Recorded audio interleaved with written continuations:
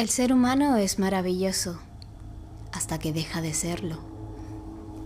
¿Cuántas veces habéis oído hablar sobre Amanda Todd, la chica canadiense que acabó quitándose la vida después de vivir una pesadilla que parecía no tener fin?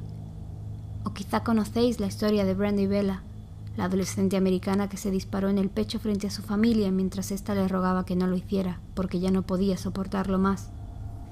Parece algo lejano, algo que ocurre en otros lugares, algo que no podría ocurrirte a ti.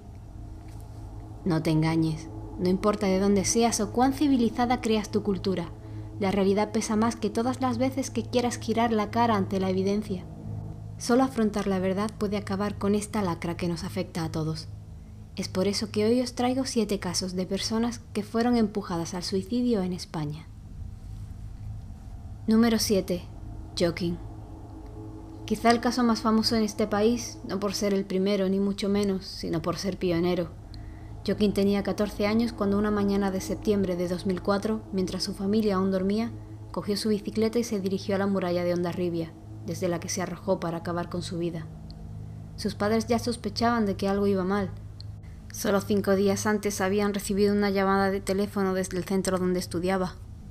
El chico llevaba 2 días sin ir a clase y todos tenían alguna idea del porqué. Hay algunas personas que le están haciendo la vida imposible. Sus padres insisten, le preguntan y consiguen que su hijo se abra un poco más, que les cuente cómo recibió una paliza el lunes, otra el martes, otra el miércoles. No va a volver a clase, pero cuando su madre le pide que le diga los nombres de los agresores, Joaquín contesta: ¿qué quieres, que me maten a hostias si te digo quiénes son? 5 días después, Joaquín desaparece.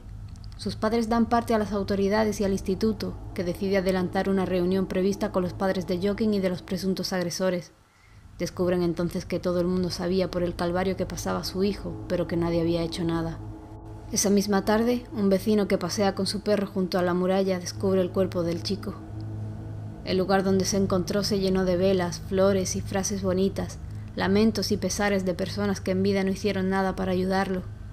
Las últimas palabras que Joaquín escribió en su chat de internet fueron: libre, oh libre, mis ojos seguirán aunque paren mis pies.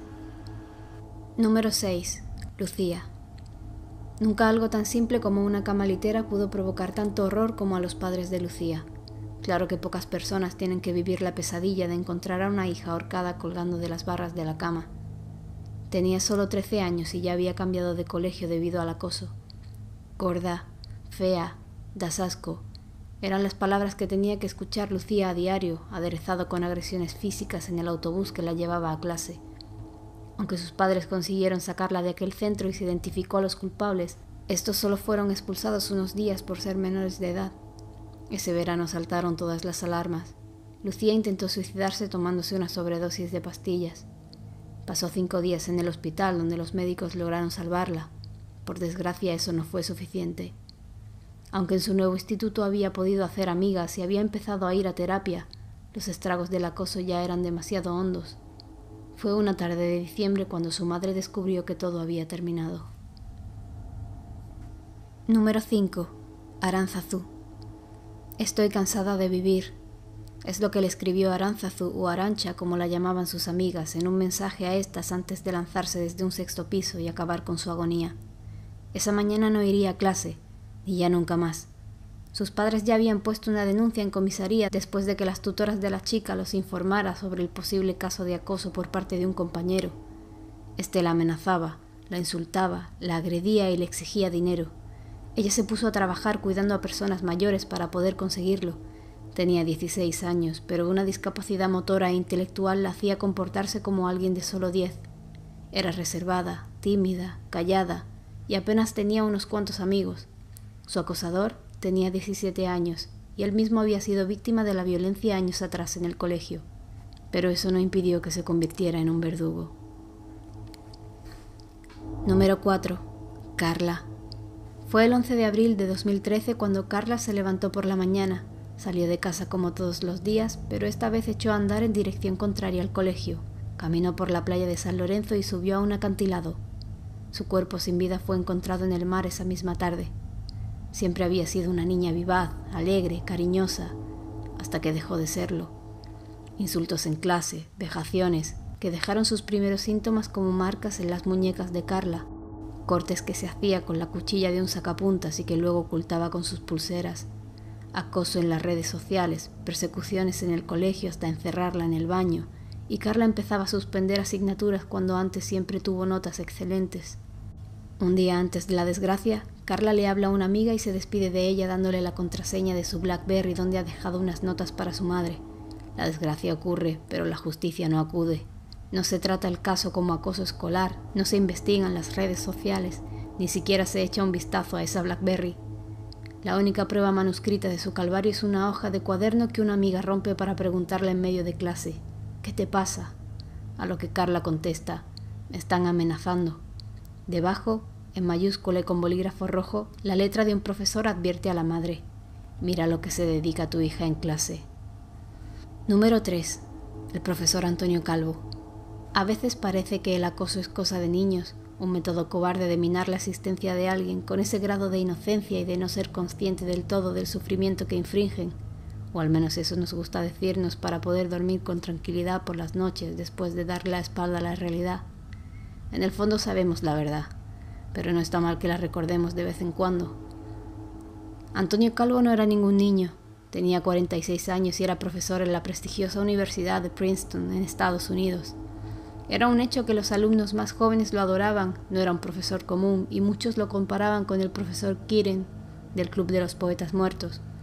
Otros alumnos, sin embargo, no estaban contentos con los métodos innovadores del profesor, acostumbrados a tener el nombre de papá para pasar las clases sin esfuerzo. Siendo que daba las clases en español, el profesor se comunicaba con sus alumnos en dicho idioma, y dicho idioma fue lo que detonó el inicio del fin. Un email enviado a uno de estos alumnos que lo detestaban, usando la frase «deja de tocarte los huevos», referida a lo poco trabajador que era dicho alumno, se convirtió en su peor pesadilla. Aprovecharon el cambio idiomático, tradujeron de forma literal y no necesitaron más para acusar al profesor de acoso sexual, con el añadido de que Antonio era abiertamente gay. Hemos recibido muchas informaciones de múltiples fuentes de que tiene un comportamiento inapropiado y que ha sido muy problemático en el trabajo, decía la carta que le entregó su jefa de departamento la mañana del 8 de abril. Con ese despido pierde su visado en Estados Unidos, pierde sus amigos allí puesto que se le prohíbe hablar con ellos, pierde 10 años de esfuerzos dedicados a Princeton. Para Antonio ser despedido fue como ser arrojado al abismo. El lunes 12 de abril Emergencias recibió una llamada. Un amigo del profesor ha encontrado su cuerpo en el apartamento cubierto de sangre. Antonio pasó encerrado y solo en su apartamento sus últimos 4 días. Derrotado y hundido, decide que no va a seguir adelante. Escribe una nota a su amigo y abogado en la que textualmente dice: «Solo, ante el abuso y la injusticia, es mejor dejarlo aquí que continuar por el camino hacia una tortura mayor y expuesto como si fuera culpable de un crimen». El modo en el que se suicida denota el estado mental en el que se encontraba el profesor en ese momento. Antonio se apuñala el pecho y los brazos varias veces hasta morir desangrado. Número 2. Diego. Este es probablemente el caso más descorazonador de todos, puesto que el pequeño Diego apenas tenía 11 años cuando decidió que quería dejar de vivir, y se lanzó por la ventana de un 5º piso. En el alféizar había dejado una nota. «Mirad el Lucho», decía, un peluche amarillo sacado de un programa de televisión que era su juguete favorito desde bebé. Lo que Lucho custodiaba era un cuaderno, y en ese cuaderno las últimas palabras de Diego a su familia. Se despide de su madre, de su padre, de su tata, de su abuelo, y al final, la razón de su fatal decisión. Os digo esto porque ya no aguanto ir al colegio, y no hay otra manera para no ir. Por favor, espero que algún día podáis odiarme un poquito menos. El centro, un conocido colegio católico, se niega a hacer declaraciones, y la justicia descarta que sea un caso de acoso, aunque muchos compañeros del pequeño digan lo contrario. El caso queda cerrado sin que nadie pague por el sufrimiento del pequeño Diego. Número 1. María. No me hubiese gustado cerrar esta lista con una muerte más. Son demasiadas las personas que han perdido la batalla ante el acoso. Son demasiadas las personas que la están librando ahora mismo. Pero también son muchas las que han luchado y vencido. Por eso quiero hablaros de María. María tenía 19 años cuando Diego acabó con su vida. Ella tenía 14 cuando lo intentó, tomándose una sobredosis de pastillas. Ambos asistían al mismo colegio, Quizá escuchando el calvario que pasó María podemos hacernos una idea de lo que vivió el pequeño Diego. Hay un momento en el que crees que la vida es eso, que tú eres así, débil, que la gente es mala, que no solo es que haya unas niñas malas que te fastidian, es que los profesores lo permiten e incluso participan. Y empiezas a pensar que es mejor que tu madre no vaya a quejarse al colegio porque cada vez que va la cosa empeora. Primero no quieres ir al colegio, luego no quieres salir de casa y al final ya no quieres salir ni de tu habitación, dice ella y añade, y sí, yo vi que no había otro camino, que tenía que suicidarme. Lo que vivió María en aquel colegio no tiene nombre, agresiones por parte de sus compañeros que eran permitidas por sus profesores, hasta el punto de contar cómo una vez la empujaron la cabeza contra un plato de comida hasta que vomitó, y sus profesores la obligaron a comerse el vómito. Tras el intento de suicidio, se permitió que María recibiese el resto de las clases en casa, y durante ese tiempo, los ataques de ansiedad y los reiterados intentos de suicidio eran el pan de cada día. María estaba sumida en el terror. Cuando se cuestionó al director del centro por este caso, sin embargo, acusó a la niña de estar fingiendo.